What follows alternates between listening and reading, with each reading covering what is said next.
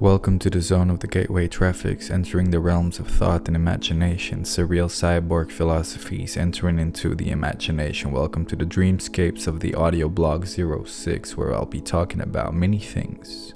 Cyborg, psychedelics. I decided to dive into a new psilocybin trip with my friend last week.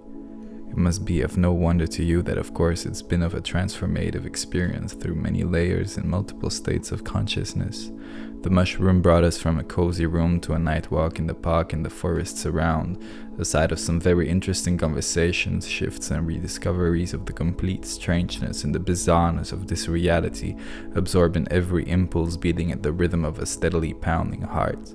We got to merge with the vast darkness and hidden parts of a smoggy mystic forest. We were moving like souls in vehicles of bones and skin through a map of the banal, the mundane urban landscapes. The objects became abstractly placed, such absurdly composed objects in this empty urban void, drifting like two seekers in the darkness of the night, jumping from fractal to fractal, from hotspot to hotspot, lost in a puddle of interconnectivity. It's striking how much more connected you become to Mother Earth, surrendering to the experience of the mushroom, connecting with the teachings from the most famous and professional psychonaut of all times, Terence Mckenna. This text is dedicated to Terence. He has been of huge inspiration to me, the man, a true visionary, a legendary source of wisdom, a producer of incredible books and thousands of hours of something you could call like a prehistorical solo podcast, or preaching about the depth of the DMT in the psilocybin realms. And his virtual phantom has been resonating throughout the dunes of my sandy brain and many other people's brains as well, because he became a virtual teacher in the psychedelic 70s, promoter of the plant medicine, the storyteller of the psychedelic and shamanic subconscious journey. If you didn't have a chance yet to listen to his recordings or read his books, I highly recommend you to do so. His sayings, they kept on resonating throughout my own journeys. He stated magic to be equal to technology, for instance, and that phrase is a wonderful phrase. A psychedelic substance would be considered to be a certain kind of technology of some sort, a tool or a device. Consider it to be a kind of portal to travel through, just like you are right now, also thrilling on the cheap waves of the Wi-Fi. I've always wondered what the future of psychedelics would look like in a highly advanced technological society. Now, let's for a moment imagine a transhumanist perspective on psychedelics. The collision of high-tech and psychedelics. A robot tripping or a tech trip exploring electronic drugs and devices to alter the mind. And in some way, when the vape machine came out, the metal things, people smoke nicotine and other stuff through. If you've seen that technology, you know what I mean. You will also realize that the connection to a new generation of trip bots and psychedelics are quite easily made. And I'm not talking about chemically produced substances such as LSD or ecstasy or MDMA or anything like speed at the moment. No, I'm referring to technological devices. Technological devices that are going to be able to make you have an experience, a mind-altering experience, a journey through time and setting. And in what way is this already happening with the internet and with the virtual reality that we are having at this moment in time? The question is, does the internet have a soul? Let me analyze the word soul here. The spiritual or immaterial part of a human being or an animal regarded as immortal, or an emotional or intellectual energy or intensity, especially as revealed in a work of art or an artistic performance. In some way, reading these definitions make me already realize that the word and internet and soul already have many things in common to me.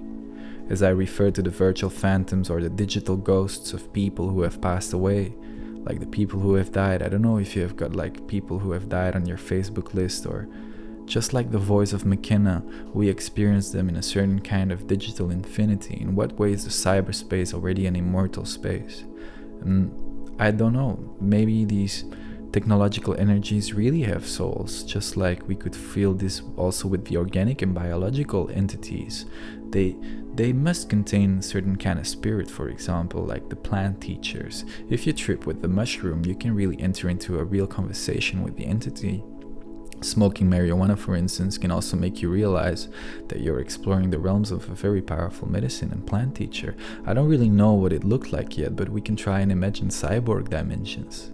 And in what way is this internet the introduction to a humongous, collective hallucination or illusion, or a conversation with a kind of technological energy. I sometimes imagine virtual reality already to be a certain kind of psychedelic, if I can use this word. In what way can you get lost into this portal, and will this portal also blend with the current physical experience?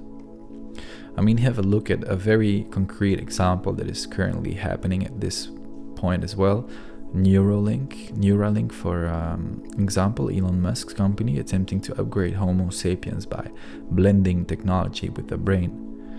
This Neuralink is a device that consists of a small computer chip, and it gets implanted into the brain with dozens or eventually thousands of tiny electrodes.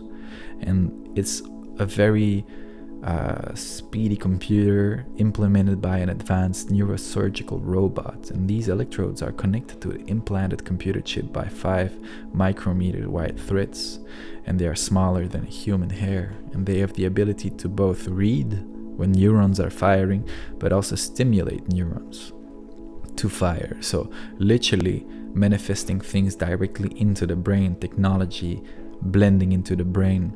And in what way it's kind of like already stimulating us to think, feel, and perceive things, but in what way can we also have a psychedelic technological experience through the Neuralink?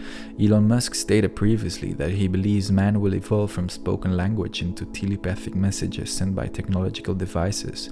Imagine an ocean of Neuralink waves sent out from your brain into the external world, being captured by other people with the same Neuralink device.